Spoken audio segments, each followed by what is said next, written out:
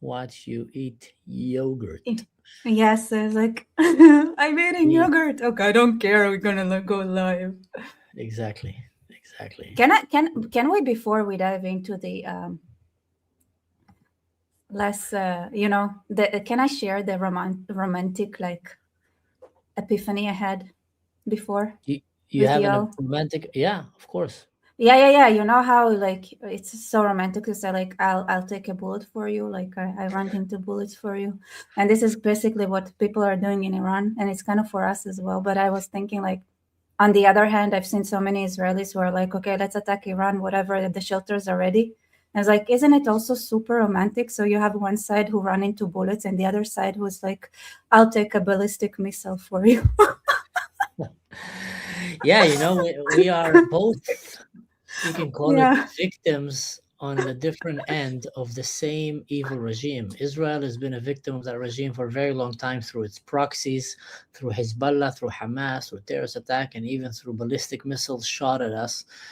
And every day, the constant threat of them building a nuclear bomb and basically just murdering all of our families and our friends. And in Iran, they've been oppressed for so long that the entire nation there is victim of this regime. But now with this uprising, by the way, welcome, ladies and gentlemen, to the show. Rebecca here convinced me to make another show today, and it didn't need a lot of convincing, and we decided to Yeah, do I a was like, show. We it decided was to your do it. suggestion. Was it really? Yes. Ah, I thought it was yours. Well, I guess you're smarter than me, so it's probably yours. And we came and we decided to do an episode today to give you a few updates because some crazy things are happening. Like literally, I know some of you might have been having some fatigue from listening to the news because every day something insane and crazy is happening. But hear this out. To all Iranian patriots, keep protesting, take over your institutions if possible, and save the name of the killers and the abusers that are abusing you. You're being very badly abused. If the numbers are right now, I hear 5 different sets of numbers. I hear numbers, look, 1 death is too much. But I hear much lower numbers, and then I hear much higher numbers. But I say save their names because they'll pay a very big price. And I've canceled all meetings with the Iranian officials until the senseless killing of protesters stops. And all I say to them is help is on its way. You saw that I put tariffs on anybody doing business with Iran. Just went into effect today. And I say make Iran great again. It was a great country until these monsters came in and took it over. Wow, there was never a president in the recent history, especially not in the US, that have called it out exactly as it is. I mean, you hate it as much as you want, say a lot of things about Donald Trump, but Barack Obama basically sponsored the regime, like literally said, here, take your money, we'll give you all your money back. Sleepy Joe was doing everything possible to prevent Israel from fighting them and also trying to lift sanctions on them. And if you ask me, this is being complicit with the most wicked and evil people on the face of this earth. And American citizens don't even know that because they're not aware. They have other issues that they're worried about. Obviously, it's in their country, it's a huge country. But then what's happening around the world is this regime has been killing its own people. And Donald Trump have just went straight on directly telling the Iranian people, we're going to come and help you. And I don't know about you, Rebecca, but I've heard also different numbers about the death toll from Now it's 200 in one day. 20,000. Really? Now to zero, it's true. I thought it's gonna be in the. I knew right away. By the way, I made the. I don't know if you saw the shorts I've made about me No. thinking like there's gonna be thousands of dead. That was before, so I Really? knew ahead of time. Yeah, because here's the thing. It's something that I also because I'm involved. I'm involved with the water situation in Iran. I don't know if you know that. So I get like the updates from the inside and everything, and all the trying to fight. And I, Mm-hmm. at some point, I did math. I did the math, and I realized, okay, here's the plan. That's the realistic plan. What here's what they really planning to do, and this is what I'm gonna say now. It's gonna be like, it's a planned Holocaust. So what they plan to do, like when the summer comes and the water is officially out, is that they would surround cities, ghettoized cities, turn off the tap and then let the city die, right? You can just surround it like a siege. Such a regime is so obsessed in And killing its own people. It's insane. Like literally, they're yeah, so obsessed in killing their own people. so That's what this is happened when you so let Islam rule your country. That's crazy. Sorry, what are you saying? yeah. So I was trying to say, like, so I saw several like talking about like how can Trump do this, like let those like tens of thousands die, and or the crown prince, Reza Pahlavi, like how do they like aren't don't you feel like you have blood in your hands or something, like in the sort that he went on CNN or something, or Fox, I don't know, I don't remember which station, and it was like questions like, oh, don't you feel responsible for the death toll? And in my head is like, will no one tell them that it will be millions in the summer? It will be millions, like guaranteed. There is no way around it. It's gonna be millions in the summer, or whatever number of like tens of thousands. It's Now. either a slow, agonizing death and then a huge leap down where just, millions die, or is standing up now, fighting and dying on your feet. And that's what the Iranian people are doing. But you know what? Right. This regime is so obsessed with killing its own people that Elon Musk stepped in and basically, God bless Elon, he sent them Starlink devices and satellites above to help give them internet, because the regime cut the internet on them and started slaughtering them. So the people started using Starlink. I have a friend here that's how she contacted her family, and her family is terrified, through Starlink. Not everybody can do, but then Iran sent military graded technology to go and jam the Starlink. I mean, tell me to their own people. Tell me you're an evil regime without saying. Yeah, what? They went from house to house and took away satellite dishes. They just searches, and I'm guessing like I thought about it, right? And it seems like people don't exactly know how it happened, like what kind of technology they used.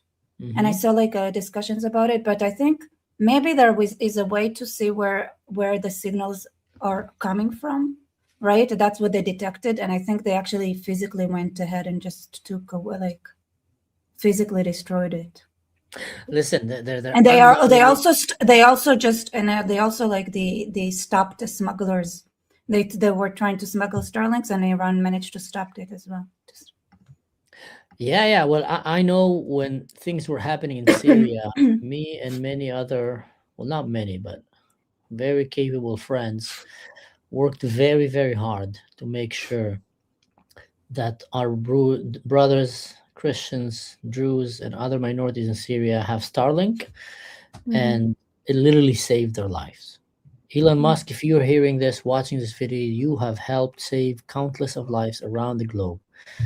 And haters will always hate, but you know what? Whenever the test comes, you are out there trying to do good for planet Earth, and I really appreciate that, and I appreciate you. And right now, the Iranian people are fighting while the government is trying to cut down the internet on them. Let's talk a few breaking news, guys, and go through it. So Trump, Iran is looking at freedom, perhaps like never before. The USA stand ready to help. He said that, and I feel that not only he said that, he is literally building the ground to go on the offense. Like you can feel the water. When America want to start going and attacking an enemy, like with Venezuela and others, they start building the PR campaign to lead to that, to get the people ready, to get their own people. So, because here's the thing about Americans, a lot of them are not really aware of what's happening in the world. So we might be knowing this for a very long time, but for America, if they just out of nowhere jump and attack, then it's going to be so easy for young, uneducated, ignorant Americans mostly to come and say, oh, what happened here? You're dragging us into wars and I don't know what. And like they have no clue. What is Iran? That they've been saying death to America. What is Russia and China's involvement? So America need to start doing this like graduate preparation for their people. Expose how evil this regime is. Bring it to the public. Talk about it as a president and etc. And here in NATO, they're getting also terrified because there's rumors of war coming. U.S. airlift forces to the Middle East. Israel is prepared for a possible conflict. This time, Israel might get into this conflict because of America. So for all the people who are saying Israel is dragging you, this time you might be dragging us, which, in a contrary to many numbskulls out there, it's a good thing. And why do I say it's a good thing? Because going to war with very evil people and destroying them is a good thing. Not going to war with evil people and not destroying them would let them go to war with you and come and destroy you or your friends. That's what it means to be an enemy. So when you have an enemy and you can't have peace with that enemy, the sooner that you go and defeat him, the better. Hakam le'ashkimcha, hakam lehorgecha, hashkem lehorgo. When I was in the army in the unit, we had this saying. That verse says, "Whoever rise up to come and kill you, rise up earlier and go and kill him." It's a Jewish From the Talmud. old phrase that has been used a lot of time by different units in the army and other organizations. So in my old unit, we had that saying, "He who rises up to wake you, rise up earlier and kill him," because we were so. Oh my God! Hakam lehashkimcha, hashkem It lehorgo. happened to me. I threw a flip flop on my roommate because she tried to wake me up in the morning for a misdal. Here you go. Maybe you were studying Russian as well. And I was like, I need 10 minutes. I don't need 30 minutes. I'll be ready. And she drove me crazy. Yeah, one time actually, we to make sure there was another tent next to our tent in the army, and we knew that they're gonna pull a prank on us. So what we did is we got a few military robots, and we snuck them into their tent at night while they were sleeping, and then out of nowhere turned the flashlights, grabbed them by the hands and picked them up and just started shaking them and put them outside in the rain. That was hilarious. Hilarious. I mean, imagine you wake up with a robot that have a shotgun in his hand, remotely activated. Anyway, U.S. Doomsday plane, E-44. Well, I also want to say something. Go ahead. And another, I want to strengthen your claim that going to war with evil is good. Imagine the glory, right? Can you imagine the generations to come of people looking in history books and asking, wait, where was Europe? For the entirety of history of humankind. That would be the question. I was like, what did Europe do? Yeah, that's true. I mean, it's actually, there was never such a void in world politics like now, showing how irrelevant and how unimportant is Europe.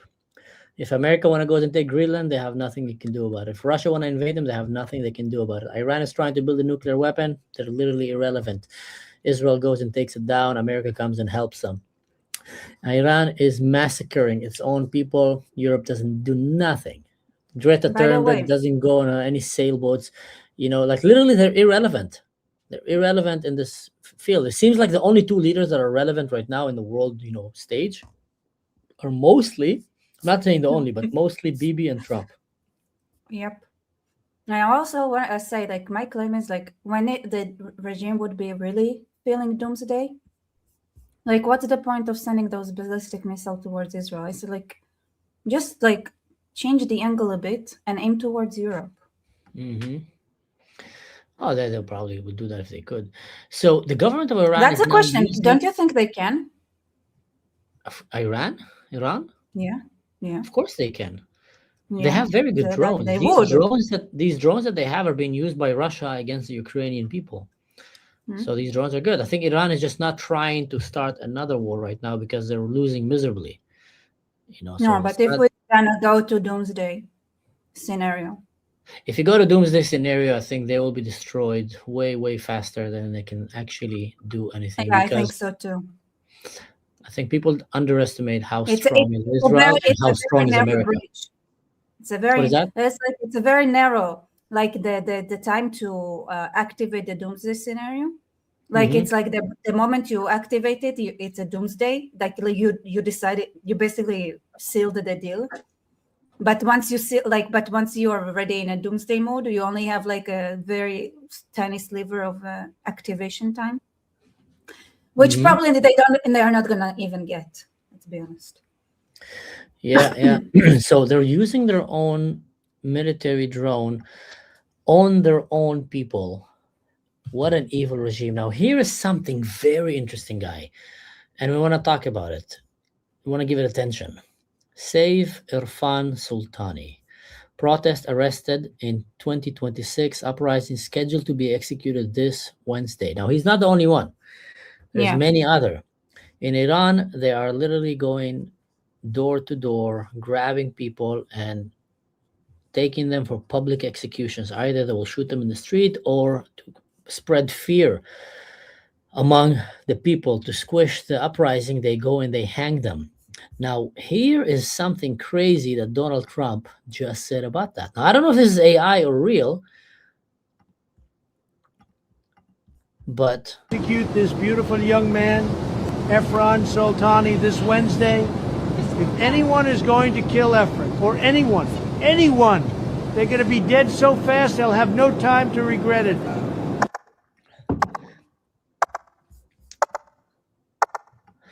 so for the president of the United States to go publicly, oh, I lost, what did I do here?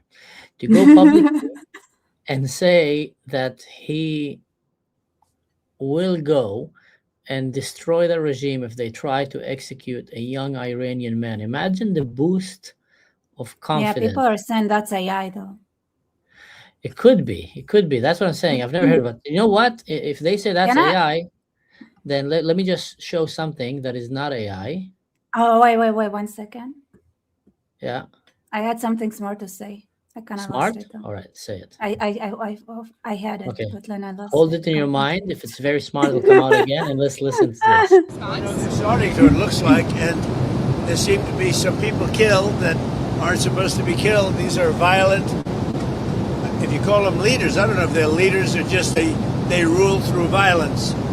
But we're looking at it very seriously. The military is looking at it, and we're looking at some very strong options. Iran called to negotiate. Yesterday, the leaders of Iran called, they want to negotiate. I think they're tired of being beat up by the United States. Iran wants to negotiate, yes. We may meet with them. I mean, a meeting is being set up, but we may have to act because of what's happening before the meeting. But a meeting is being set up. Iran called, they want to negotiate. Mr. President, 3 years after your revolution, you still have Syria. Here is another. Did you find there's something smart you wanted to say? Yeah, I just remembered because I looked outside the window. I think they didn't attack it because of the weather. You think they're doing the Venezuela trick on them? I mean, the weather is like the winds are crazy. Yeah, I am pretty sure they're gonna Oh my attack. God. I am like Yeah, 100%. sure they're gonna attack. Here's some history, guys.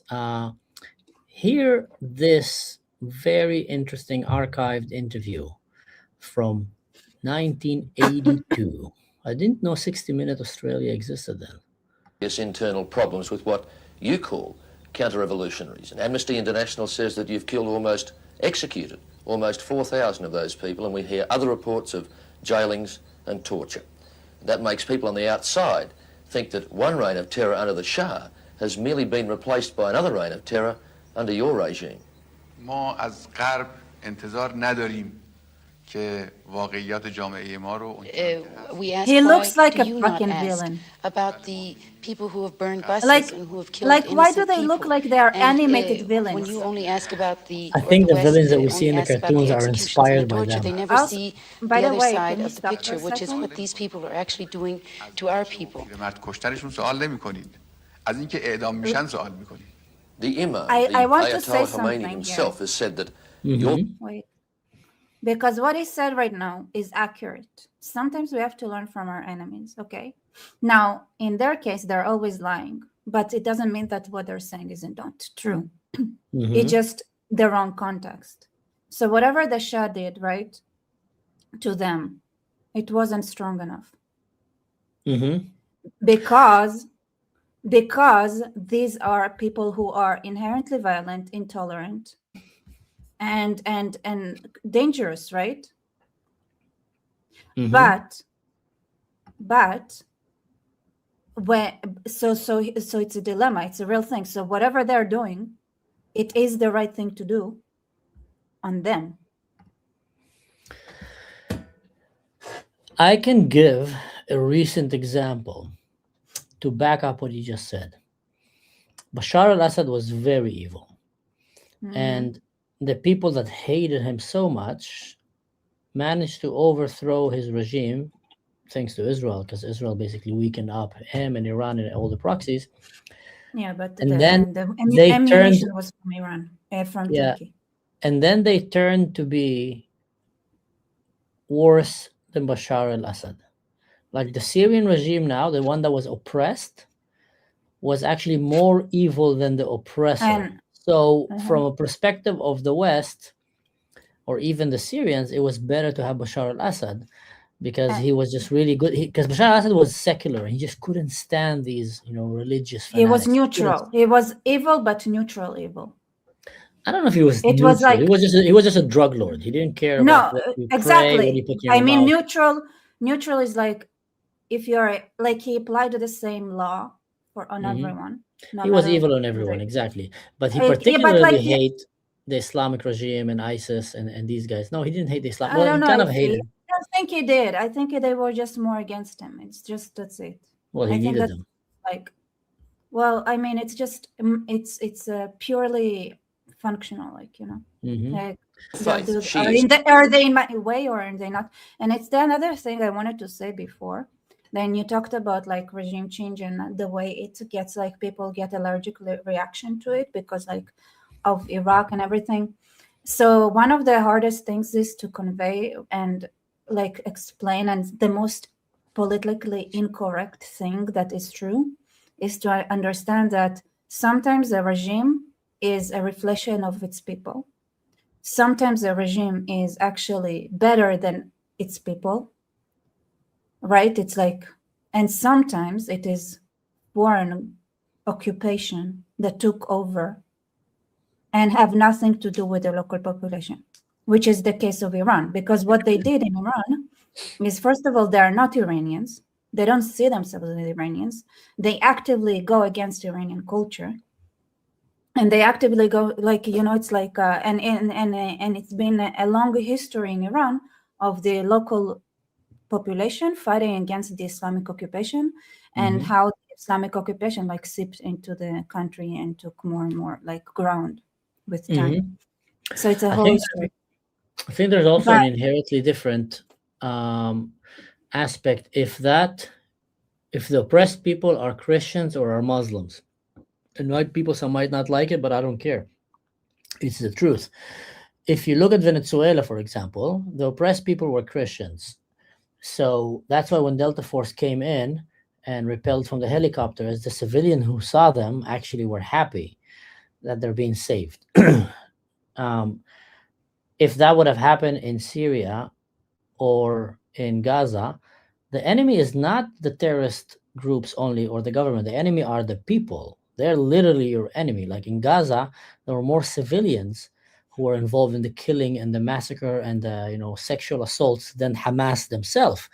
So if Delta Force would have landed from a helicopter in Gaza, they would have been shot by all the civilians around. That's why I always say South America is like an easy mode to medium mode level server in terms of like difficulty, while the Middle East is hardcore mode. In the Middle East, you can't just walk into a village like that with a bunch of sexy Americans with tattoos and beards. You'll get RPG'd from every possible direction by children.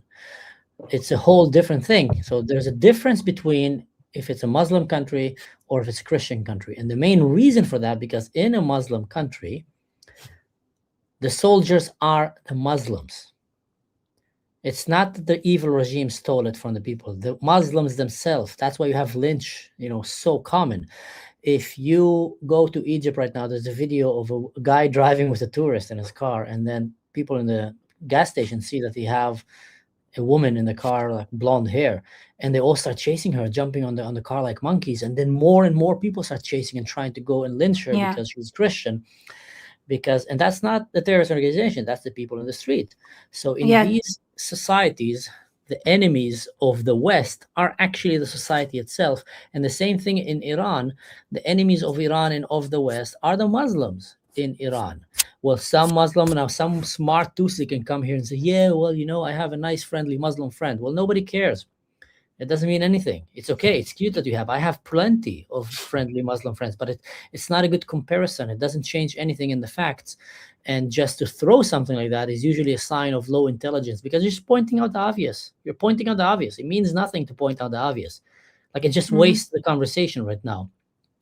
Yeah, but not all Muslims are bad. Of course, not all of them are bad. Why are we even talking about it? But how many bad are they?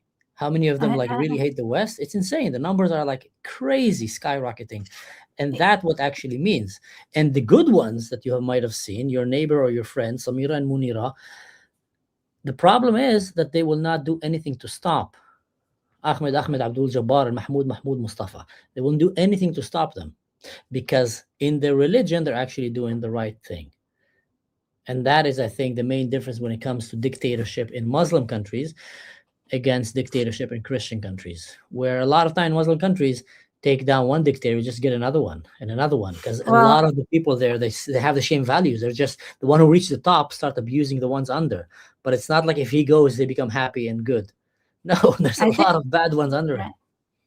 Well, I think first of all, I think the Christian and Muslim distinction is wrong a little bit, because I think it's based on kind of the Jewish mindset and Israeli mindset, where anyone who is not Muslim is basically Christian, and that's the dichotomy we have in mind. Mm-hmm. But it's not every society is either Christian or Muslim, and there are a lot of structures that are similar to Islam. There are ways of practicing Christianity that could be similar to Islam, and it's more complex than that. I have I just want to throw it out there, because but the other thing I want to say is that yeah, sorry, you're saying something? No, you were about to say something. No, I replied to him 4 times already, but I think I realized what's happening. I'm replying on my platform, and he's probably watching it from your platform. So I will just say it here to Investor Greg with a syringe sign. I guess because he's the moderator, you have a syringe sign. Anyway, I enlisted in March 2002. März 2. No, not März 2, yeah, quite long. February 11. And where were you? If I can ask, if you can't say, it's okay. 8200. Die? Really? Yeah. Wow, you are smarter than you look. Was that the right way to say it? Excuse me? I'm kidding. I did not know you are smarter than you look. Well, you have the glasses, so you must be smart. For those of you who don't know, guys, let me just break it up for you. 8200 is one of the craziest, smartest, most bad Tusik units on the face of this planet. They have it's one of the biggest unit also in the IDF, but they have people from all the way to cyber programmers, people that listen and understand and do analysis, and they have very serious exams to filter the people who go there. I did this exam. I got accepted to 2 parts of it, but I didn't want to because I was young and stupid and I wanted to be in the special forces and jump out of helicopters. But it was very interesting. Some of the exams that I had to do there, I was like, whoa, my brain hurts. Do you remember them? I remember kind of. There were 300 questions. Wait, so what were you accepted to? Something related Arabic and something related English. And I didn't have any friends ahead of me in the army to actually guide me. I got accepted to be a fighter pilot, and I didn't go for that. I didn't even get accepted to the exams to be a fighter pilot. I did not even think I'll be accepted. I felt like it with my vision. So listen to this. I got called. I was a street kid. I was a poor kid who grew up in the street, and all of a sudden I get teachers told me all the time that I'm worth nothing, that I'm nothing, and I understand them. I was a troublemaker. And then I get called to do the exams to become a fighter pilot. I was sure it was a mistake. I said, like, there's no way. They must have mixed me up with some guy from Tel Aviv. I go to these exams, and it's like they drop lots of pieces of like broken stuff on the table, and they tell you to build something out of it. I built it quite fast. And then I did another thing, hand and eye coordination, some kind of IQ semi-test.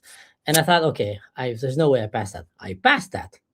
And then I went to another exam, which was crazier. I passed that. And then after a while, I said, like, there is no way that I'm passing all these exams. It's like, it must be a mistake. And I managed to pass all of them, which is a story for another time. It's a story for another time, but it's actually a quite crazy story. And you could have bombed Iran right now. I could have and been instead an airplane. you're Yeah, could have been an airplane. You Maybe could have. There's a big way between passing the exam and to finishing that training, but who knows? Who knows? If Iran shoots and violently to kill peaceful protests, which is their custom, the United States of America will come to the rescue. We are locked and loaded and ready to go. Thank you for attention on this matter, Donald Trump. Tomorrow, let's give this man the attention he deserves. Tomorrow, Wednesday, the 14th, January 26th, the Islamic regime plans to publicly execute Afrim Sultani, a 26-year-old father and a protester. Wow, he's a young father. We must stop them. We must make his name known to the world in effort to save him, inshallah. Someone, I mean, that would be crazy. Imagine if America actually goes and saves him. How crazy would that be? They're planning to go and execute him, and all of a sudden some few missiles go in and some blowing stuff. I don't know what. I'm sure the Mossad have boots on the ground there. That would be crazy if they save him. I really hope they do. So many poor people there are just suffering the worst face. This is an AI video. I haven't watched it yet. I'm gonna watch it with you here for the first time. Rebecca, you watched it, right? I think, or you've seen some clips of it. I like, yeah. I would say that's more accurate. Is there anything crazy there that I shouldn't show? Like, I don't know. I'm gonna click it right now, first time. No, I think it's good. So someone made some crazy AI video, anima style. Let's see it together.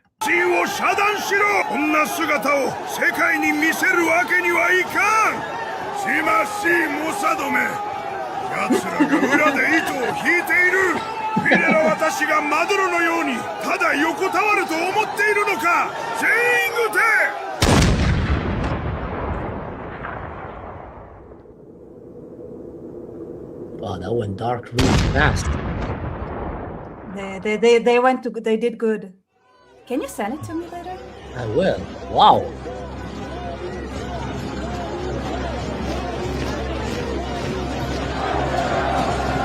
Wow, that went south really fast without being serious.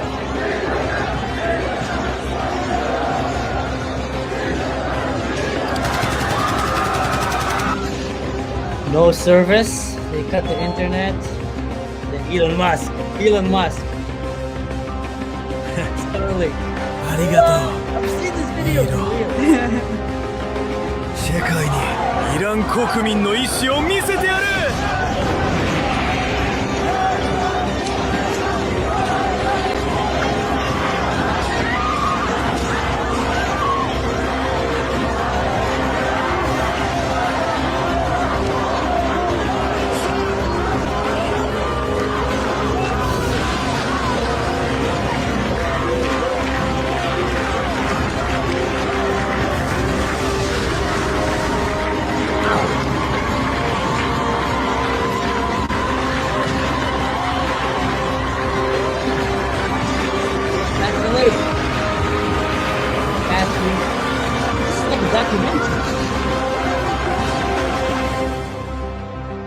It's an amazing platform. Like you can like give the entire feeling of what it's like.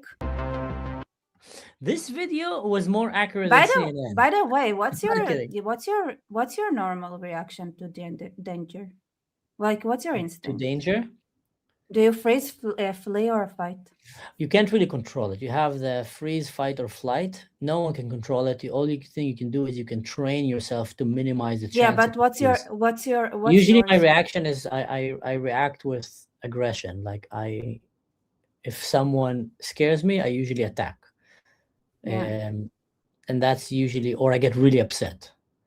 and then I need to calm myself down. Like one time I remember I was a new soldier. I was only 2 months, and a terrorist came to a settlement and started murdering a family. And with every bullet shot that we heard as we were trying to find him, I got more upset, like raging inside. And that was the first time that I actually wanted to kill someone. I never had the feeling, that I really want to go and end the life. But in that moment, with every bullet that was shot, I knew he just killed another innocent civilian. And I just knew that there's a monster out there and that I really need to go and kill it to stop it. And I scared myself even, because I never knew that I have this kind of reaction, that I get so upset, like really upset. I'm usually not easily, angered. So then, I realized that usually my instinct is to attack. But like I said, it's not always. Everybody, it's subconscious. It's subconscious. It goes in the amygdala here. So you can be the most trained detective, soldier, police officer, and you can be just caught in the wrong moment and you will freeze. Right. But then the question is, how fast can you snap back out of it?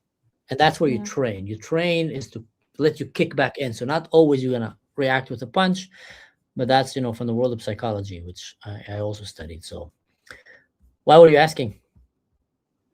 And I was just wondering, like, what's your experience with it? Like, because I think it depends. Usually, like, it's one of them, but it's not always the same one. But for me, I tend to be more of a fight person. So when my reaction when I see like the shooting and stuff is like, I want to kill, like my instinct. And I know it from real life, because I've been in situations where I know that's my instinct. Okay. Where you wanted to kill someone.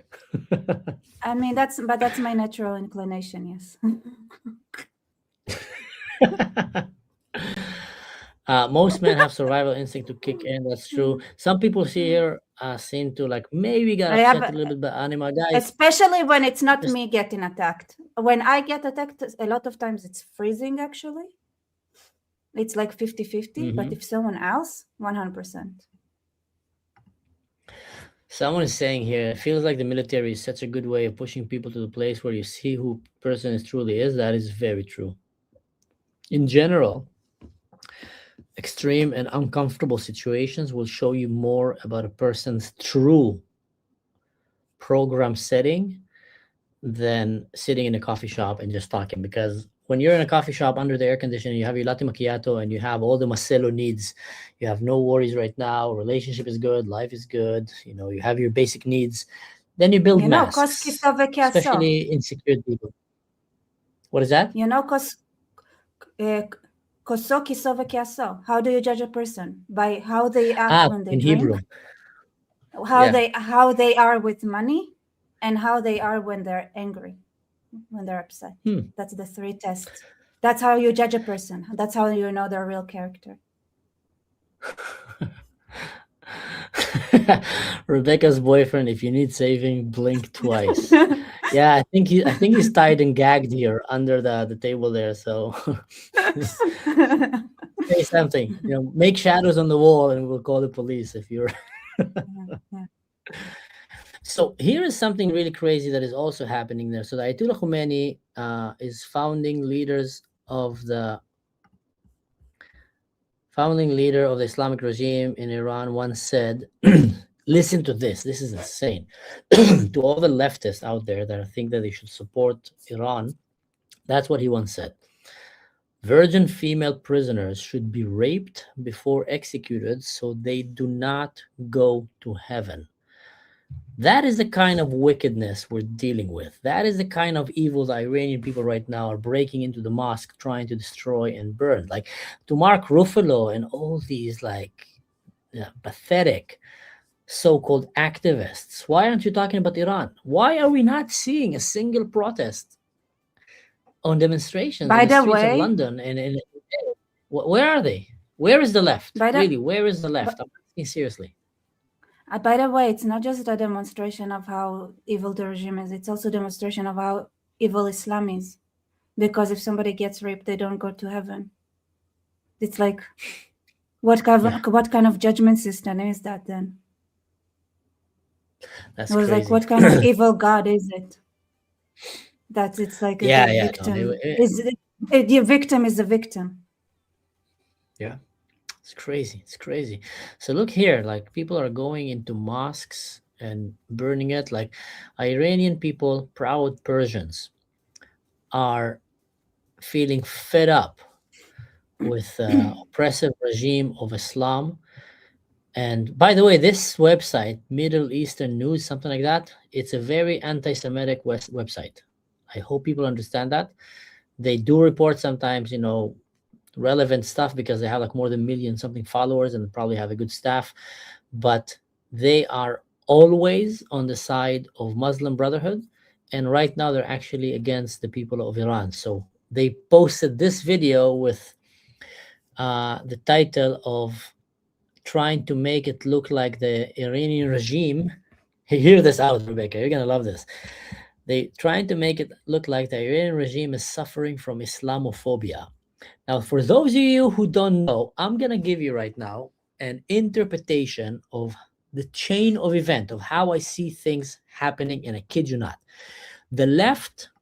Are you ready for this, Rebecca? It's a crazy one. Are you ready for this? Okay. I'm gonna oracle the cow poop out of the Middle Eastern kind of woke liberal history. Since the slaughter of Iranians have begun by the government, and since the rescuing of Venezuela from the hands of a communist evil dictator, you haven't seen the left almost anywhere. They're literally barely saying anything, which you'd expect them to be happy for the people because they keep using words like, oppression and apartheid and I don't know what. So now when oppression and apartheid falls down, why aren't you happy? Iran was even more salt in their eyes because they can't do anything because, it's obviously an evil regime that is gouging the eyes of women because they dare to, show a piece of skin or show their hair and putting acid on their face, evil regime, because a woman doesn't want to be religious and go and be in a house, as a housewife and dare to go outside to the streets and want to study and have a future that will go and torture her. So they're not doing anything. They're really stuck. What can we do? They are waiting for the first excuse to go outside and demonstrate. And that's what I think they're going to find. They're going to try very soon to make the Iranian regime look like they're the victims. And I know it sounds crazy, and that America and Israel are sponsoring extremists in Iran that are extremely Islamophobes, and they're going to go and hurt the Muslims. So the moment that the Iranian regime will start falling and people will start taking their anger at them, you will see the left waking up and shouting from the top of his lungs, look what Islamophobia is doing. Look at this. Please stop the killing. Please. Now, they're not saying stop the killing now. They're not saying anything now. But when the regime will start falling down, same thing with Hamas and with Palestine. On October 7th, when they went in, they didn't say stop the killing. No, they celebrated the killing. But when Israel went back to take back their, kidnapped children and women, all of a sudden, all of them, stop the killing, stop the killing. They always become very loud and vocal when they're needed to save radical Islam. Liberals, left-wing America, in some ways in Europe, have joined bed with terrorists and dictatorship communist regimes. It is not a conspiracy theory anymore. It is a fact. Facts on the ground are just speaking at it. Because why are you quiet? Why are you not going and celebrating with the people of Venezuela? And why are you not going and saying all eyes on Iran? Why? Why not saying all eyes on the Kurds? Why? Yeah, the Kurds are getting slaughtered right now like crazy. I want to say that they're being like it's a genocide. Way worse than the Iranians, actually. Way worse. Way worse. What's happening in Syria to the Kurds is worse now. And in Iran right now. Now in Iran, if they said that the numbers went to 20,000, then that changed the story. I don't know. It's very hard to know these numbers accurately, but that changed the story. Well, I think it's more than 20,000. There'll be some people killed. So we saw this interview. I made a few videos here. Okay, let's watch a little bit how Iran. Here, let's actually finish that interview because we never finished it. So About the West only asks about the executions and the torture. They never see the other side of the picture, which is what these people are actually doing to our people. پیرمرد trying کشتنشون to سوال live and نمی‌کنیم. to kick you از out. اینکه اعدام میشن سوال می‌کنیم. The Imam, the Ayatollah Khomeini himself, has said that your faith, Shiism, is a school of blood and the sword, and it will remain that way till the end. That sounds very much as though the Ayatollah himself is predicting more violence and bloodshed for this country. نظر امام این نیست که بایستی حتما خونریزی انجام بگیره. If a people are faced by an enemy who is an aggressor, they must stand against that aggressor to the end, even if it means bloodshed. ملتی با دشمن Now that your country's an Islamic republic, it's anti-American, anti-Soviet, anti-Israeli, and anti-some Arab countries. Who are your friends? همه کشورهایی که در دنیا هستن غیر از اینایی که اسم بردید دوست ما میتونن باشن. All of the countries except the ones that you have mentioned could become our friends. Who is your worst enemy, Mr. President? دشمن اصلی ایران کیست؟ آمریکا. America. So they already started America. back America, I think America. it's time to finish the business to show who is the boss. Exactly. Like, no Don't let hesitation. him finish. We didn't see blood yet. Lo Wait, ahí no for those, quiero, yeah, falta for chip. those who do, for those who don't know, that's explain, Mansur. What does it mean? So It's a just so saying in that they Hebrew. wouldn't think I'm crazy. Yeah. I think Explain everybody to knows them. you're crazy already. We shouldn't hide that, but you're crazy good, in a good way, So here is how Iran, that's unbelievable. This is how Iran looked before it became Muslim. Like, can you imagine? They were more progressive than the West. I mean, let's do that again. Like, this looks more progressive than Europe right now. And that's like 46, 47, 40. That's like 50 years ago. Look how free It women used to were be the dressing there. second. You know, they had the second after Paris, the most amount of tourists. Wow. I mean, I'm sure none of these girls in this picture right now, that's 50 years ago. None of these No, girls. Why? They could be. There, most of them are alive. No, that's not what I'm For about to sure. say. None of them could have ever imagined the next Oh, yeah. 45 years of their life. Well, And that is, I think, a very, very good reminder for people living in Michigan and New York City, in Europe, in France. Like, liberty can be stolen from you so fast. So fast. Once you let Islam in and it grows in numbers, it will start slow, they'll start as the victims, and then when they grow and they're strong enough, literally, you will end into a plunge into generations of darkness.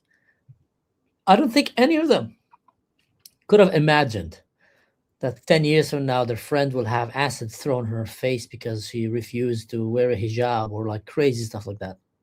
That the government will steal all their money and try to build a nuclear bomb to go and just genocide another country. That the government will give them $8 a month, meanwhile will pay $1,800 to Hezbollah terrorists.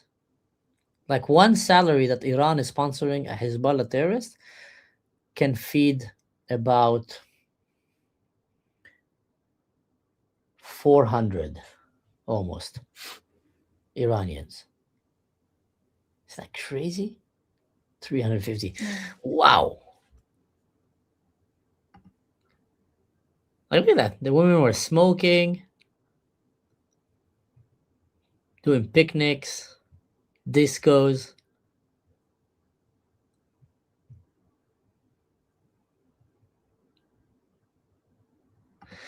And now that's what it looks like. It's like, you know, Lola Olam Hossein. And it's, you know, but that's the thing. It's like, just try to say it to someone. I've been in Europe. You're in Europe. They are not willing. Like, they're not really willing to have a conversation, like a realistic conversation about those things. Who, the Europeans? Yeah. Like Yeah, they might even say, yeah, Islam is bad, but when they it always comes to say like, but. okay, They always have a but. Yeah, I know, but it's not a but, it's not even that. It's when you start to say, okay, so how do we actually like, what do we do? And by the way, there are a lot of ways that the private people can actually take, a lot of choices private people can make to fight against it. Don't hire them. Don't go to the stores. You know, na- it's super. Like, think how effective it is when they're every time. Like, one of the biggest reasons, like, why didn't the Israeli Arab Society join right now on October 7th? Like, why didn't they join the fund? Because when there was a Shomer Chomot, the economic consequences of them doing what they did they were so dire that they had lost all motivation. That's how much power the population has by choosing not to purchase that's why from. Akko became a ghost town. Akko Exactly, also and now they're became a ghost miserable. town. Yeah, because And they so showed clearly. Europeans can do that easily, but can I go and ahead and like tell them, hey guys, just don't go to, like, let's get to that point where I say, listen, it's not as hard as you think. Like, how effective it was, how effective it is every single time. It's so effective that Arabs themselves started beating up other Arabs, because if they get like, especially since in Israel, it's not like every Arab town gets the same reputation. It's like, Tira and Taibe don't have the same reputation. Like, and so you can go to Tira, but not to Taibe. Taibe is where all the mafia families are at. So it's like, so it's by town. So you get mayors sitting in the on the junction outside of like where you get out, and beating up all the youngsters who think about doing anything problematic. And then the Israeli is like, okay, this town is fine. They're like, okay, you can go by. And it's like, it's so effective. It's so effective. It works. Those things work. Those things were, I think you need to have a clear identity of who you are, Same and with you Abu clearly, Lafia. yeah. What about Abu Lafia? Well, Abu Lafia is example for something that is Arab owned, but is celebrated and never gets any like, because of they keep their reputation, as in. Yeah, that's the thing. In Europe, they don't hold Arabs and Muslims in particularly to any standards, and they're just Right. extremely tolerant towards them, and that's why it's crazy. Like, if you will know in Europe, especially in Germany, that there's a white European guy who owns a disco club or a coffee bar, and he is a proclaimed neo-Nazi, no one will go to his business. Like, no one. He will be shamed, he will be harassed, he will be arrested, he will lose his job. But then you have so many of these markets and doner shops and food shops that are owned mostly by Syrians and other Muslims from around, Palestinians, which, if you will just spend 5 minutes with them, you'll see that they like Hitler. You will see that they think that the only problem with Hitler was that he didn't finish the job. You'll see that they hate gay people. You'll see that they hate Christians and Jews. You'll see that they hate even Europeans. Like, spend 5 to 10 minutes just talking and like listening, and you will hear that. Why aren't you holding them to the same standard of accountability? They are just a newer, more barbaric, more religious version of Nazism. They have the same thought. They want to kill the gay people. They want to kill other religions. They Yeah. want to conquer the world and convert them only to a religion. And they hate the Jews. So they don't have these standards. The West is not Yeah. And then it's like, treating Islam with the fair goggles. And I think that's not fair towards Islam, by the way, because then you have good Muslims that just can't be differentiated from the bad ones. right. And then it's also destroying the West. But the crazy story, did you hear what the United Emirates just sent a message Oh, that they with will, the okay. yeah. So they came and said that they will not support financially any student that is going to study in the UK, because they're afraid that Muslims that will go into the UK from the Emirates will get radicalized. It's like the Druze guy. You know, we had a terrorist attack by a Druze guy in Israel. Yeah, who got radicalized in Germany. You got radicalized in Germany, and his father is like, "We're Druze. What the fuck went wrong?" Yeah, yeah. Oh my! The family apologized so much on TV. Israelis were so confused. Yeah, yeah, Like, yeah. what the heck But happened? that's the exact It's like- difference. Like, you have a It's terrorist like- attack that happened by a Druze, and you see immediately the Druze community went out and said, he's not one of us. Yeah. We don't accept him. He's not going to be allowed to And all the bury a Israelis Druze getting burial. confused. Yeah, yeah. And they said, we condemn that immediately. He will not receive a proper burial. He will always have shame on his family. It was such a traumatic event that everybody was like, oh my God, like, Yeah. poor Like- family. Like, he literally destroyed Yeah, their family. Yeah. But then you look at Palestine, someone goes and does that, then they celebrate. They give them houses, they give them money, they start throwing fireworks in the air and baklawas, and they call him a martyr, they call him a shaheed, they build schools after him. So But yeah. one culture But the celebrates bottom that. line, but the bottom line is how much do private citizens, like how much power we actually got, right? Like, and people just talk about it, just say it out loud, and people would get the message, and people would vote. Like, you know, it's like it's your choice to make, right? It's your choice to make. It's like you have so much power. And like I went to like a party in France now, right? And the person there, she was like an Arab, like who clearly never, I don't think she can read, actually, to be honest. She didn't look like she could read any language, honestly speaking. She just didn't look like the brightest person. I'm so sorry. She had a necklace that said Alhamdulillah in Arabic. So I looked at her and she was like, oh, and like, and she knew my friend. So my friend is like, he's not Israeli, he's Japanese. So my friend is Japanese. I was like, okay, that's my friend. She's from Israel. And she looked at me apologetically, like, oh, and I looked at her and because I was like, Alhamdulillah. And she's like, oh, you can read it. And I was like, yeah, obviously. And she's like, you know, not all of us are the same. And I'm like, I get to speak to like Arabs and Muslims like every single day in my life. I know. But it's you are very direct. You are very direct. Like, you say what you think, and that's what I respect about you. Do you do that also in real life, like to people in their face? To do what? Like you'll come and tell them that, you know, you guys are extremely problematic. Your religion is crazy. It's evil. You need to change. Usually they tell that to me. I don't need to. Usually when they talk trash about Islam, the Muslim next to me says, you didn't go far enough. It's way worse than what you're describing. Way worse than what you think.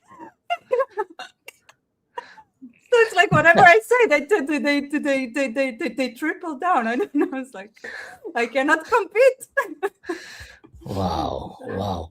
Let's hear a crazy message that was said by an Iranian girl asking the only ones that will probably help the oppressed people in the Middle East. I mean, with all these fake activists going around, there's only two nations right now that mainly are helping. That is Israel and America, and mostly Israel, but sometimes America wake up and come and join the game. Mr. Benjamin Netanyahu, my name is Malta and I am publishing this video to you with hope and trust.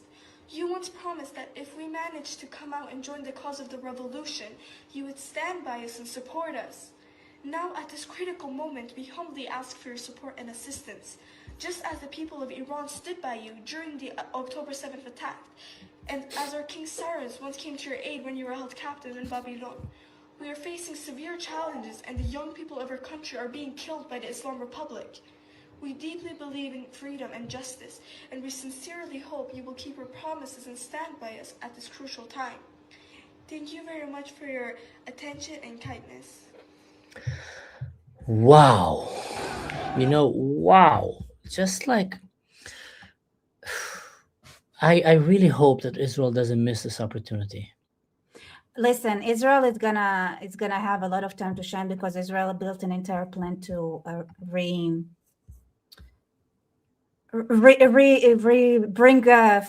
Iran back from the dead, basically. So, like, when it comes to like emergency plans to revitalize the country, Israel is 100% behind those. So it's like our time to shine will come. And most of the water system in the time of the Shah was built by Israel. So No, yeah, they have to pay you're tax. going far. None of this right now would have happened if it wasn't for the Mossad, the Israeli Air Force, and the So Special yeah. Forces and the 12-day war. None of this, like everything we're seeing right now, would have not happened. So Israel already basically Also, made like it the possible thing, beyond the thing is imagination. like the number one reason I think it needs to be in the United States right now is not because like Israel cannot do it. It's because it's for the psychological effect. It's the psychological effect. It's not like, let's be honest, okay? When it comes to like revolution, it's limited. Like you can do things, right? You need the foreign intervention 100%, but it's also limited. It's also the 100% like the result of the people. Like think that independence war, 1% of the Israeli population died. Okay, that's right now it's 900, like it's 1 million people in Iran dying. That's how resolved you have to be. Okay, so but Yeah. but the psychological effect of America interfering is so much stronger than Israel. Also that, and also, you know, for the future of Iran, it needs to look like they really actually wanted to do that and did that by themselves. So it can't be completely done by Israel and No, America. they already But we're did. seeing They that. already did it. Because like Exactly. We're seeing that in the street now. Now yeah. they're literally out there. I had on my last show, I had a Mossad agent who just recently retired. So like I knew him from before and he was unable to talk about his job. But now, like 2 weeks ago, basically, he retired and he is an expert about Iran. And he is now like everywhere in the news talking like in Israel, but I'm helping him reach the English audience. So I keep always like sending him messages and driving him nuts. And he's like, I'm tired, man. I don't care. Come on my show right now. We need to bring your voice. And he's such a cool dude. He literally went and jumped and like put his shirt on and went and did a broadcast with Iranian people. And whenever I asked him, and that's someone from the Mossad, would the Iranian people ever be possible for them to be liberated if it wasn't for the help of the Mossad? His answer No. is, Mansour, no, but that's what he says. The only one that can liberate Iran are the Iranians. That's how much he respects them. That's how much he respects their young generation and their old generation. He says they're the only one. We are all players who are helping them. They're the only one. And he even said, last time I was a bit disappointed because after we did the operation, 12-day operation, he said, I was expecting more of them to run. But then he came and said, but he doubled down and he said, but I do understand it might have been like a complete shock. Most of them Yeah. were never really bombed like that. And, so to many of them, it was just a complete shock. They didn't know what's happening. And I think now they are more ready to go and claim back their country. So I am 100% sure that the long reach of Israel, the Mossad, Amman. For those who don't know, Amman is basically the intelligence branch of the IDF. You have the Mossad is like the CIA, FBI is like the Shabak. Amman, I don't know if we really have that in America, but it's like the Rebecca was Amman part is of the Amman. NSA. Amman is Like the NSA NSA. is like Shmoneh. Yeah. Yeah, but I think Amman is like way, way better than the NSA. Like, I think the NSA, like CIA, they're up there. FBI, they have the bureaucracy people that you think like completely corrupt and are like all involved in Like politics and in Epstein Israel, file. the Shabak, exactly like the Shabak. Yeah. Epstein file and this. No, but the Shabak in Israel, Shabak is big badasses. Shabak are bad 2-6 in Israel. Yeah. Like, Yeah. I Yeah. Yeah. know, but Yeah. then you It's have true. the FBI, It which are the depends on the agents. department. Yeah. Then you have the FBI, who are the agents and who are the counterterrorism, etc. They're like amazing. So Amman have in it, the whole purpose of Amman is basically intelligent force to fight armies of Israel. So Amman will be focused on Syria. Amman will be focused in some way on Iran, but not as much as the Mossad. Amman will be focused if an army will come against Israel. Amman will use its capabilities to hurt that army and send the special forces, recon unit, ghost recon units, and I don't know what, behind enemy lines to do all kind of stuff, do cyber on them, do creative stuff. So I don't know how do we get to Amman. How do we start talking about Amman? I don't know why you talk about them.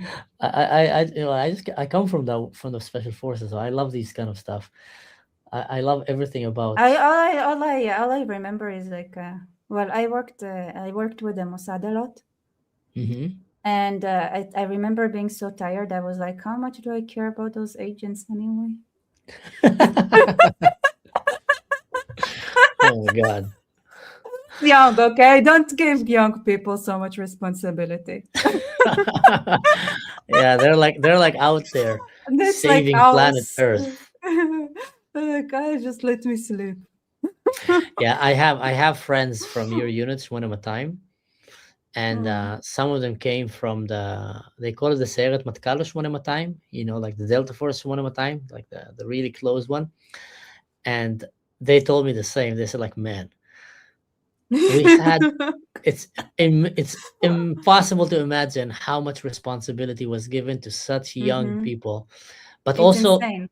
I admire the IDF. Like, some of them told me that one of his colleagues in that unit had a special permission to come to the military dressed like a wizard, and he would have like a Gandalf hat and a cloak, and he was allowed. Now, anyone who was in the Yeah, army know yeah.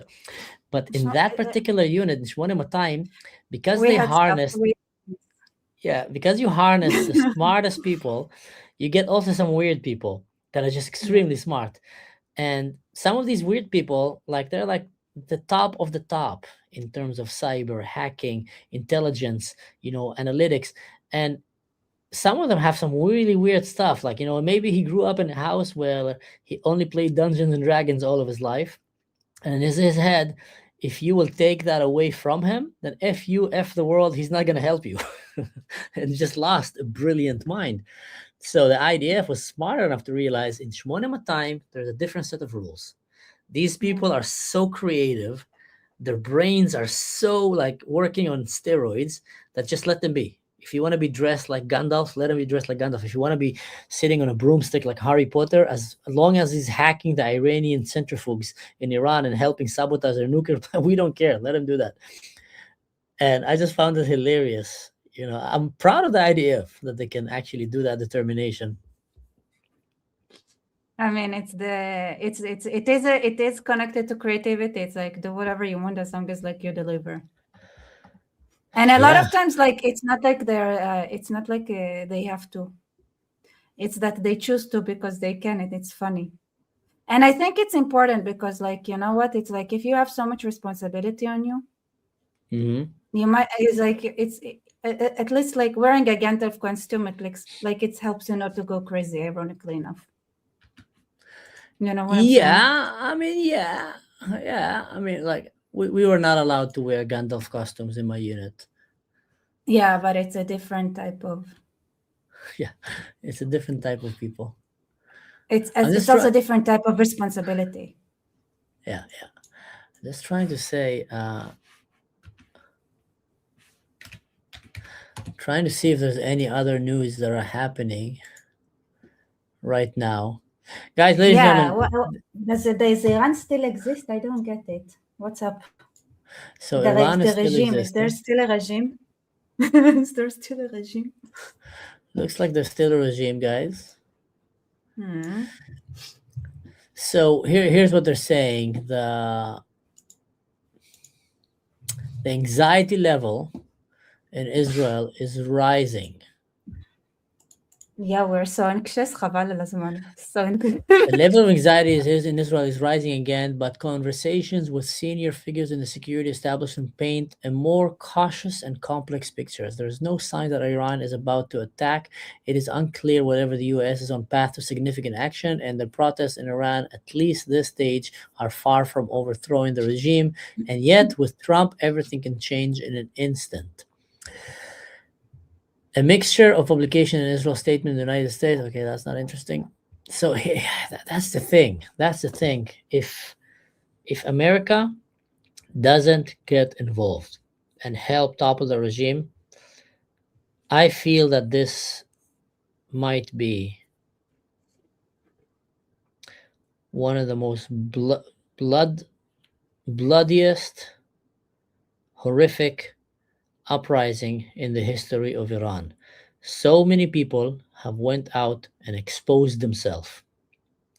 It's not, yeah. Well, no, the regime has to go, but I also have to say it's not that simple. Why? Because you're gonna have to kill all of the Muslims, basically. Because it's it's like it's here's the thing, right? Think about like ISIS, right? Yeah. It's an independent. It's like every member of ISIS is an organization. You know what I'm saying? Okay. Like you have like the people who like here's the mentality. Okay, I'm one person. I have a shitload of guns, so I just take over something, and it's like it's mine now. And everybody who's gonna touch my stuff, I'm gonna shoot them. Now it just takes one person to be it. And so every one of them, every Muslim has this mindset. So they're gonna have to get rid of all of them. Well, I'm asking Randolph here. How many Iranians identify as Muslims today? 30%, isn't it? 30% have to go. So, as per Randolph, who is relying on ChatGPT, 99.4% of Iranian population is Muslims. But recent independent surveys, and I trust them more, unfortunately, especially social media based one like the Gaman study, show a much lower share of Iranian self-identity as Muslims.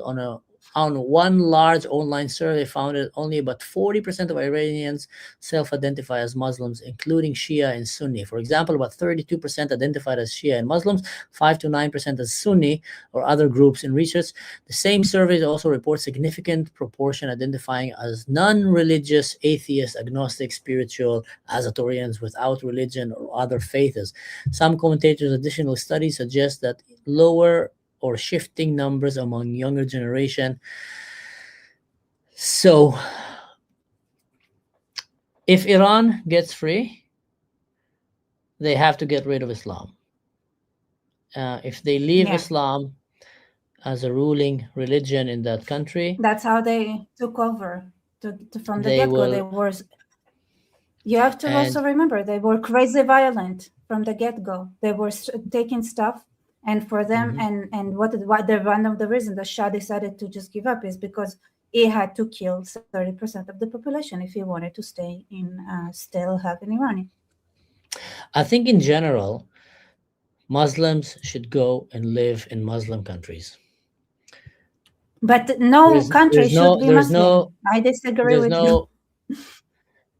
Yeah, that's true. But if let's say 100 million people want this way of life, they say we want women to be oppressed, we want a religion where we kill one another all the time, and we want to kill you guys also, which I basically describe right now, basic average world Islam, then you can come and say, okay, sorry, we don't want you here, go. Now, if you come and tell them, convert, I don't want to convert. I still want to kill you, and I want to marry 60 years old girls, and I want to oppress women. I'm sorry, that should not be allowed anywhere. That it should not be allowed, 100%. But if you let them inside your society, you're ignoring two important key factors. They are determined on taking over your country. You're not determined or doing anything to them. So they're playing the game. You're not playing the game. They're playing the game of conquer. You're not. Reversing. You just joined the Settlers of Catan game, but you're not playing, and everybody else is playing. So that's a problem. Second of all, is they bring more children than you, and they do that on purpose in order they do to it become because you bigger feed than the children. If you stop feeding the children, they stop bringing them. No, they will still do it because they do it. No, it will make it harder for them. You make it harder for them, but they see it's called as long as they can leech on something, yes. They call it the jihad of birth, basically. which is they say we will take over the West by bringing children and abusing the Western system to bring it down. So it just doesn't. You don't have place for that in your culture. If you want to maintain your civilization, let it be Christian, atheist, whatever you want. The Republic of Free Penguins. Doesn't matter what you want to do. And you bring people to your civilization that want to take it from inside and are clear about it and are doing everything they can to do it. I mean, look at New York City. 9 out of 10 of Muslims in New York City voted for Mamdani. I've never heard of such statistics in elections in a democracy. Like 9 out of 10. That could be 99 out of 100. Like you can't really split one person. So they all voted for the Muslim candidate because they're Muslims. What do you think is going to happen when they were only 4% of New York, give or take? That's what I heard. What's going to happen when they become 40%? That's it. From now on, forever, New York will be Muslim. You will never turn it back. Never turn back. And it will only get darker and darker. Any place in the world that Islam will become majority, they will take over. That is literally what the religion tells them to do. So if you're in the West, you can't accept that. And I tell you what, even more. Here's something crazy. Hear me out, Rebecca. Are you ready for this? This ready. is a crazy one. I think so. This is a crazy one. 1,400 years ago, 1,600 years ago, Jewish and Christians and other religions, Persians and other religions that even perish and cease to exist, did the terrible mistake of allowing Islam to come into their countries. All right? Now, because of what they did, we're still suffering today with Islam. It's all because of the Jews. Wait, not only. It's always the Jews. Everybody there did the mistake of trusting them and allowing them in. And look what happened. It's all because of the Druze. Also the Druze. They came later, yeah. Now, today, you don't have that excuse anymore. Any country today that lets them in have undoubtedly chose to ignore overwhelming facts and statistics and number and history that shows what happened when you let Islam become a majority. Like there's so many historical fact, archaeological fact, written documents, even today, digitalized documents like Iran and Iraq and Syria and Lebanon. Lebanon was Christian. Look at what happened when we became Muslim. So any government today that is not trying to protect its people from Islam is, in my eyes, sinning against its people, because there's a real danger and risk there, and it's based on facts. There's no excuse for them anymore. Can I share what you're seeing? The screen? Yes. Yes. You can share it. Please do.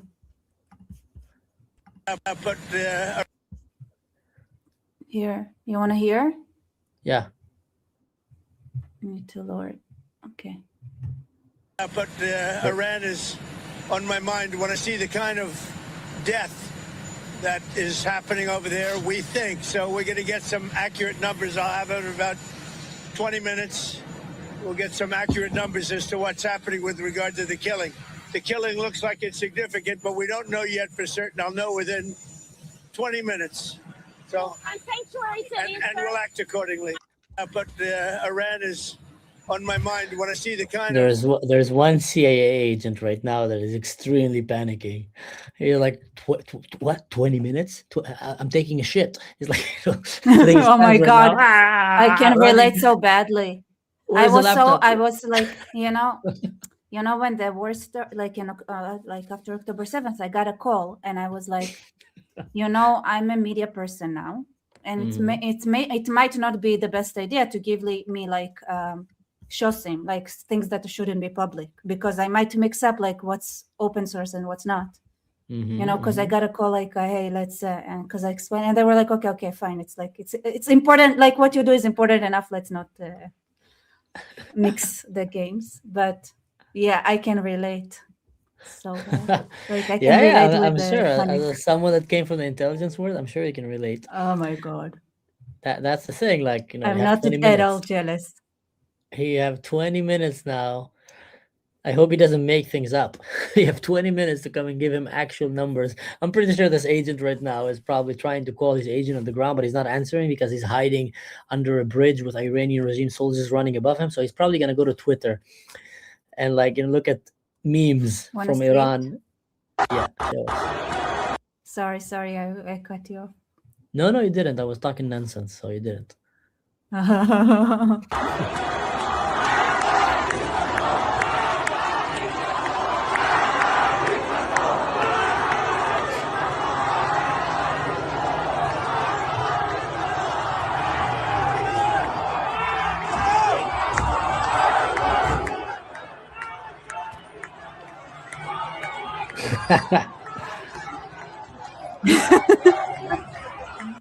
It's okay. Hey, Well, bonga mas bong. I come from the intelligent world. I don't know you. I believe you're intelligent. unintelligent world. Unintelligent world. From the unintelligent. Okay, I don't know you. Maybe you're right. I don't know. I hope you are intelligent. I wish you lots of fortune and IQ in your life. Don't wish it. Like, you know how nice it is to not have anything in your head. It's like it's nice and like airy and not heavy at all. It sounds fun. Have you seen the movie Idiocracy? Which one? Idiocracy. No. What is No? it? Mm-mm. Okay, Rebecca, when we're done with this show, Yes. either tonight or tomorrow, you watch that movie. Okay. And then we do another Okay. live somewhere during next week, or I don't know what, and we talk about it. All This right. movie, Idiocracy, is a modern day cinematic prophecy of how the world is turning right now. And the funny part in it is that right wing and left wing both can relate to it. See? Everybody's like, What? Rebecca? yeah. I didn't even hear of it. Where did you watch it? It's okay, guys. She's a young one. We'll be nice to her. We'll be kind to her. Oh, look, the Iranian military is threatening us. Showing Tel Aviv. Make one mistake, we'll take care of the rest. Don't show Tel Aviv, show Bnei Brak. That way you get Israelis super motivated. We're like, oh, finally we can rebuild it. It's awful. There's old infrastructure. There's so many. You remember how many people like were giving coordinates to the Iranian regime of places that need to be like yeah. It's like, please, I hate this building so much. Yeah, please.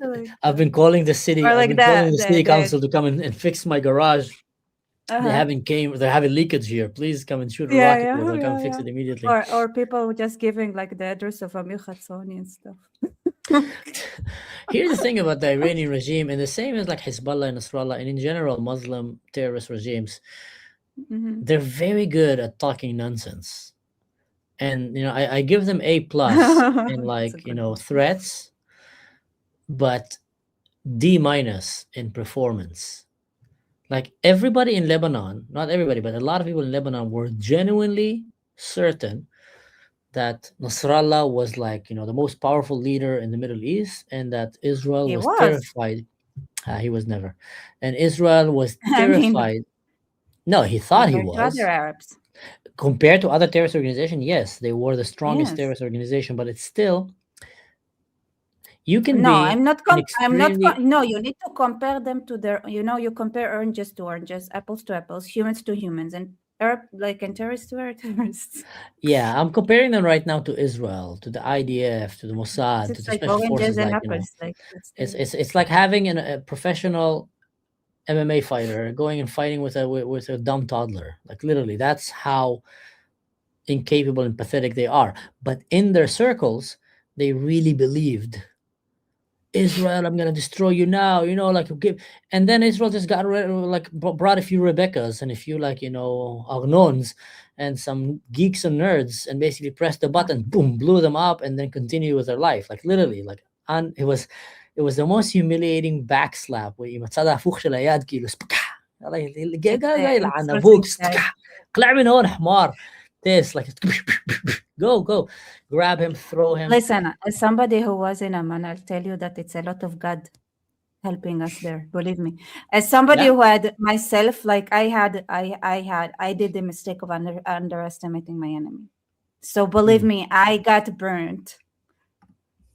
And I never do it again. So it really hurts. Like, so every time somebody makes fun of like the enemy, to this day, I get like a traumatic response. No, Don't. undoubtedly never underestimate your enemy. Undoubtedly, Never. but But it's like, but because I was responsible on giving like assessment and stuff. Listen, it's not that I knew. I was new, and I was like, I'm not sure how capable they are. And then I learned how capable they were, and I was like, I was lucky that it like, so I get Baruch Hashem. I hate being wrong. So just being wrong like traumatizes me enough, even though there weren't any consequences of me being wrong, because I was Wait. still in a yeah. Are you a religious person, Rebecca? Are you like No, do you believe in God? no. But you just said like 5 minutes ago that it's God. Well, it's a shortcut, you know. It's a What do you mean by that? When you said God helped us. well, it's like it's God is a lot of things. You use it for whenever you want to לקצר תהליכים. Okay. Cognitive kind of shortcuts. Okay. No, I thought you became religious for a second. I was like, I didn't see you as a religious person. Well, So- I like that. I use like God is very useful.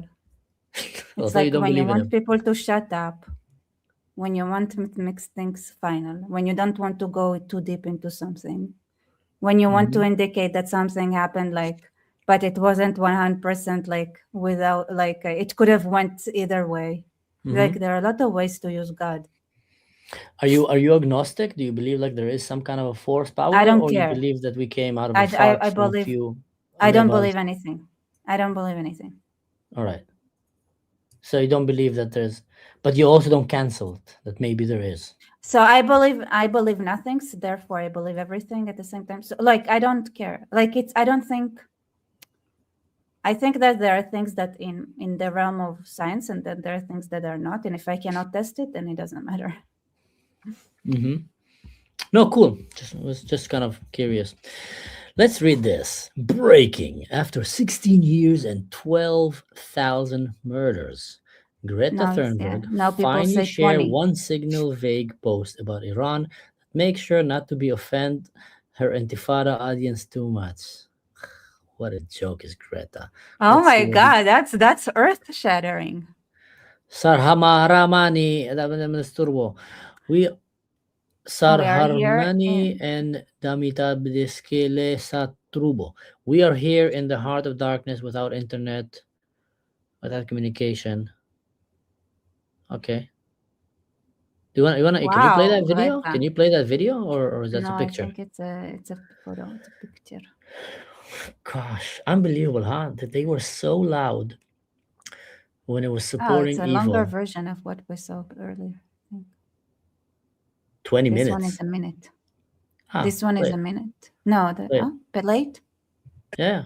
We had a wonderful speech in front of great people in Detroit, mostly in the car business, and we're setting records in manufacturing. It's going very well. I think people appreciated what I had to say in terms of the numbers. So we're very happy about that. I'm going back to the White House now. We're going to look at the whole situation that's going on in Iran. It's really bad stuff. Minnesota is going to have to take care of itself for a little while. We have tremendous theft and fraud going on in that state because you have an incompetent governor, grossly incompetent governor, and a corrupt governor. But we'll straighten that out. But Iran is on my mind when I see the kind of death that is happening over there, we think. So we're going to get some accurate numbers. I'll have it in about 20 minutes. Yeah, it's basically the We'll same get some thing. Yeah. Unbelievable, huh? It's always Islam. Always Islam. Mm-hmm. Problems. Islam. And the world is just kind of, I think the world is waking up. I think. Oh, nice. They brought, look, the Islamic regime's security service have deployed military vehicle equipped with machine guns. on the street of Tehran. Yeah, I mean, they're probably gonna bring the tanks and everything, just like they did in Sweden, no? I think they're afraid because they know that the moment that they start actually Bringing the hardcore. cutting down their people with machine guns and tanks and more aggressive Shahed drones and etc., then America and Israel will for sure intervene and will end the regime. But then again, they're stuck because if they don't do it, then these demonstrations and protests will grow bigger and bigger and bigger and will come and start burning down their government building. They're already burning down their churches. One of the biggest reasons they cut off the communication is to convince their own population that nobody's gonna come and save them. And you know what they played when they cut off the communication? Which video they aired all across the country? Tucker Carlson. So the most evil regime went V for Vendetta on its people and cut down the internet and then start playing in every household live TV Tucker freaking Carlson in Farsi to convince the Islamic Republic and their supporters and the people who are trying to go free that they shouldn't. Unbelievable. How well did he do for himself in becoming the PR agent for dictators and mass murderers? But my point is, the moment that they start shooting and killing, then it's no turning back for them. And I think here you go. That's what they're using against their people. Let's break it down. Any country that end up having millions, tens of millions of its people wanting that government overthrown, I think, I'm just thinking, that it's worth consideration. Maybe your government is not good. Maybe the people deserve something else. And to bring down machine guns and drones and cut the internet and start slaughtering them, some might see that as an act of dictatorship and wicked aggression. Somebody in the comments are saying that you are a Jew. That I'm a Jew? I don't want to start a fight. Yeah, he says, you stupid Jews. So I just want to, I don't want to start a fight, but like somebody called you a stupid Jew. Well, first of all, Jewish are the most amazing. Like people I in the world. identify I as a love them. stupid Jew, so I don't get insulted. But like I'm just saying for you. Yeah, no, I'm not a Jew. To whoever is saying that I'm not a Jew, I love the Jews. I think they're great people, and I think we all owe them a lot of good stuff.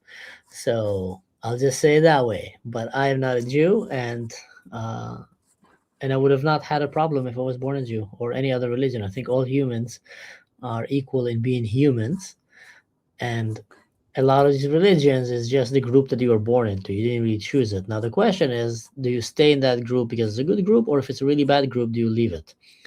I would recommend that if you find yourself born into a very evil group that encourage pedophilia and the murder of different people, then the moment that you understand that, you should consider changing team. Because if not, then you're complicit. For example, even if you are a Jew, but you're born a leftist Jew for some reason. Here's the thing, Rebecca. No. Let's unpack this can of worms. A lot of the leftist people are the most badass fighter pilots, special forces, Mossad agents in Israel. This whole categorization of using left as a curse word is wrong in Israel. I was in as somebody who was in Amman and saw with my own eyes how many times leftists screwed up an intelligence assessment because of their leftist wrapped worldview. I disagree. No, these are extremes.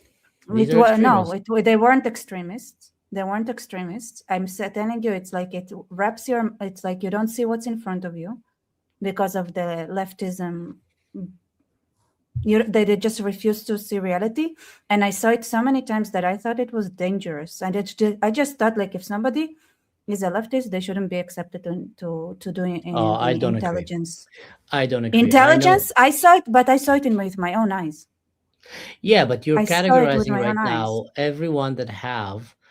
You need to understand, left-wing views in Israel is not like left-wing views in I know, but US. I'm telling you that I was in intelligence, Yitzhak Rabin, and for people who example, had, was one of if the people most. who had, but Mhm. people who had left-leaning views consistently Mhm. brought wrong intelligence assessments consistently. No, you. And I'm not talking about, because there are a lot of jobs, right? Mhm. But when it comes to painting a picture, so there are jobs, right? You can be on a tactical level. Mhm. You can be on like there. You can be on I don't know, but you cannot be on policy level. You can be on even a strategic level, but at some point, it distorts your understanding of reality.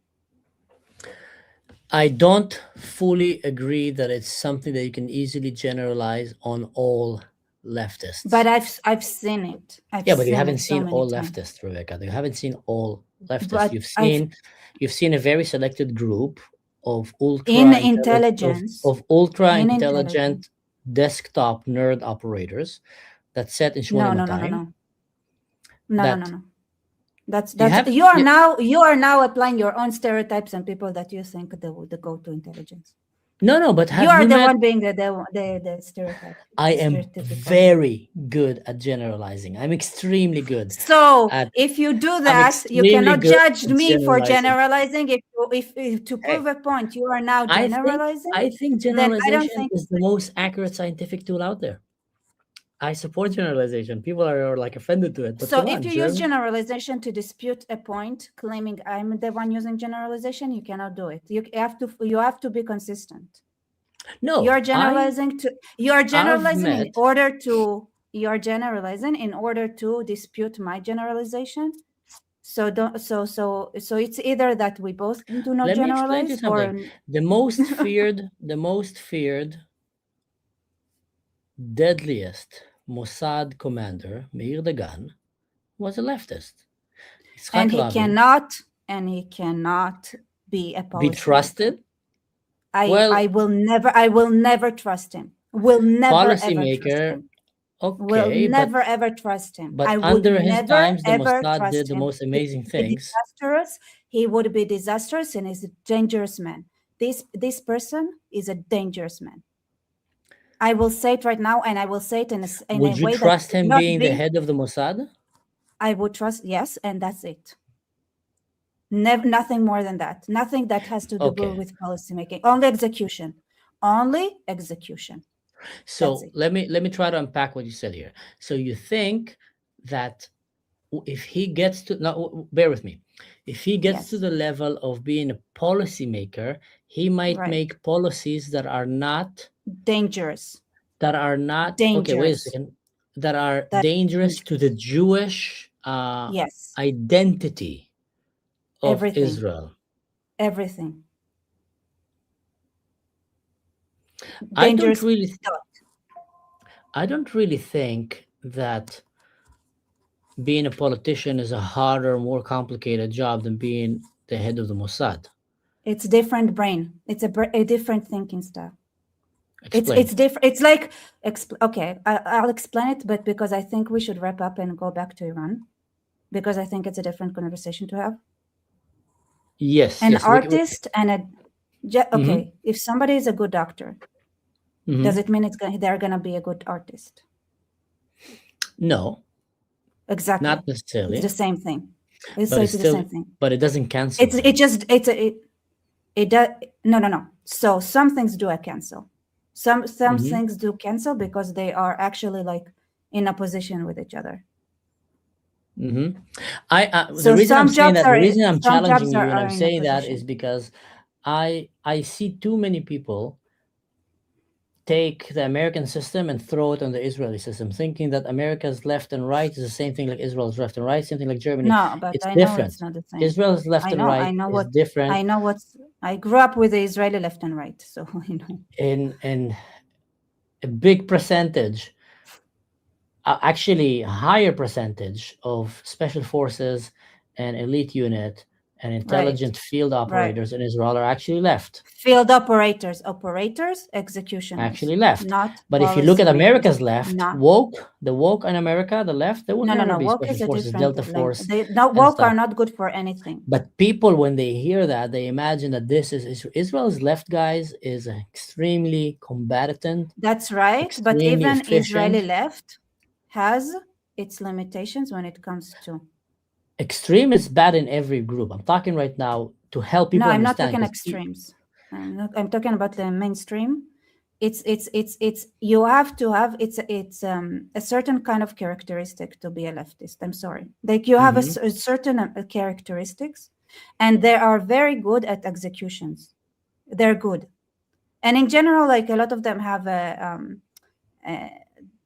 kind of like Talyanim. That's what they are, like in their executioners. Yeah. They are executioners, not policymakers. Not policymakers.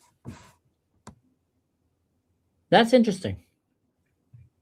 And I can sit and I can explain exactly why and how and why they're so good at one thing better than right wings and not so good at the other. Right? Because first of all, like the way we view the world, like right and left, has to do with our it's a personality. It's a personality type. It's the politics and how we identify politically is actually part of our personality, is related to our personality types. That's why I took it into the aspect of Jewish identity or not, because left is usually less religious, more atheist, and right usually not necessarily is more in Israel. Not necessarily. Usually, I can even argue with that it's not even true. That's not true. You think that the left are more religious in Israel? No, I think it's a like there is no. Okay. It's like it's two different. Ceiling. It's like two different axes. Not the same. All right. Well, that will definitely be an interesting maybe conversation. But that's like a completely different conversation. Yeah. We came here for Iran, so maybe we can start wrapping up. Yes. For those of you who joined the show now, guys, a lot of signs are showing. If you join the show now, you have a lot to catch up. But to summarize, a lot of things right now are showing that America might be building the whole ground foundation to go and attack in Iran. Israel definitely, I think, would want to see that regime fall down for obvious reasons. They want to come and destroy us and, annihilate us and genocide everyone in Israel. And America is also, it's an enemy of America, and they keep saying death to America from the beginning. They hate America more than they hate Israel, but they're not a direct enemy to America like they're for Israel right now, but they're a very strong ally of the enemies of America, which is Russia and China, financially and policy making. And Venezuela was just taken down. Venezuela was just taken down, which obviously weakened down the enemies of America. And if Iran gets taken down right now and somehow Donald Trump breaks a deal with the oil in Iran, here's the thing. It's very easy to make a deal with a beggar, with someone that is really low. And that's an opportunity for big countries to come and step in. We'll save you, but after we save you, you're with us. Sign the papers and join our team. So if America ends up helping save Iran, I think we might see that happening in the next few days. I really, really think we're very, very close for something big that is happening. Yeah, I also think like we should give some credit to our enemies right now. Like just those like I said like before, right? When we I had a more serious tone. Mm-hmm. These people invented chess in the end of the day. These are Shach is the Shah, right? Shach, it's the same. Really? They invented yes. Yeah, that came from the word Shah, like the. Yes. Did you just make that up, or you actually really? No. Yeah. I didn't know that. That's cool. Shah and Shah. Chess. Checkmate. Shahmate. I'll have to Google it after. I never heard that. That's cool. So you're saying though that So that the enemy is smart and should not be underestimated, and therefore what we are seeing right now is our side not underestimating the enemy, which I also appreciate. someone is saying, oh, where is that? Turkish word. Shahmate. Okay. Maybe it's Turkish. I don't know. Yeah, so I think we might see something crazy happening very soon, and I think the sooner the better. And I hope that this young man, we started the episode with him. I hope that this young man here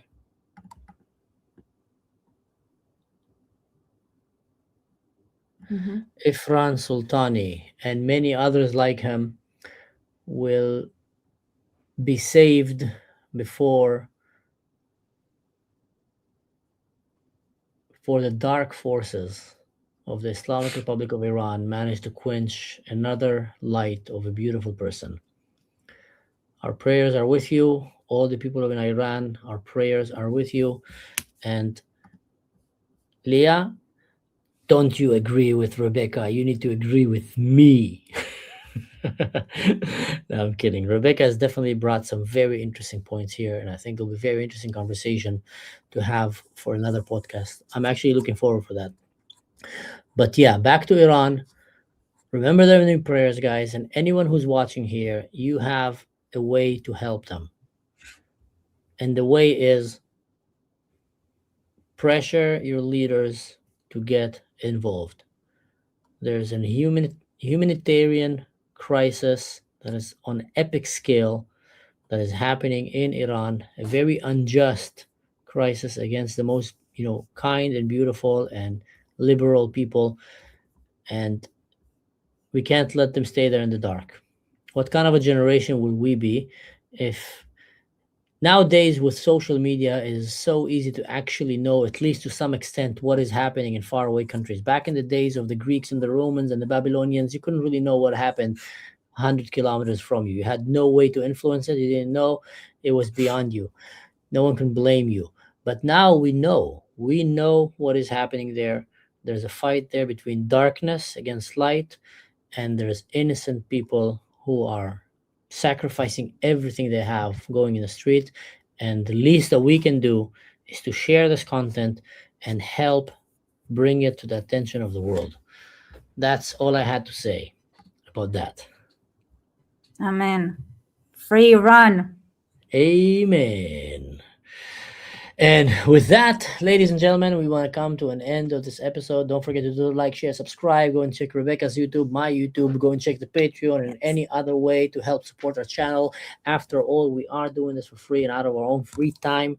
And we appreciate all the help that can help us keep doing what we love to do. And we hope that you enjoyed it as well, which is creating content for you, unfiltered, free source of media and opinions that are not sponsored by CNN or any other government out there. Stay safe. See you next time.